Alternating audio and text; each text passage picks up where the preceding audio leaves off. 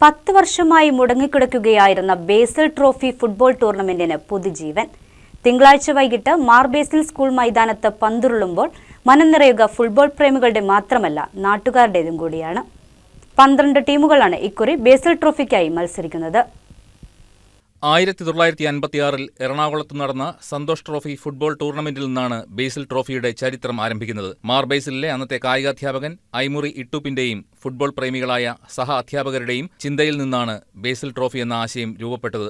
1957-ൽ സ്കൂളിൽ ആരംഭിച്ച മാർ ബേസിൽ football tournament old സ്റ്റുഡൻസിന്റെ നേതൃത്വത്തിൽ കന്നിപ്പെരുന്നാളിനോട് അനുബന്ധിച്ചാണ് നടന്നുവന്നിരുന്നത്.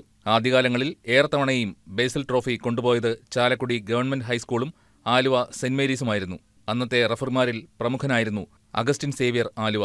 മറ്റൊരു മികച്ച റഫറി കോതമംഗലം സ്വദേശിയായ ജെ ജോയ് മോനായിരുന്നു. കാലക്രമത്തിൽ ഇടയ്ക്ക് മുടങ്ങിയെങ്കിലും കോതമംഗലത്തെയും സമീപ പ്രദേശങ്ങളിലെയും ഫുട്ബോൾ പ്രേമികളുടെ മനസ്സിൽ ബേസിൽ ട്രോഫി ഫുട്ബോൾ ടൂർണമെന്റ് ഒരു വികാരമായി നിറഞ്ഞുനിന്നു. ആ ബേസിൽ ട്രോഫിക്കാണ് 10 വർഷത്തെ ഇടവേളയ്ക്ക് ശേഷം തിങ്കളാഴ്ച വീണ്ടും തുടക്കമാകുന്നത്.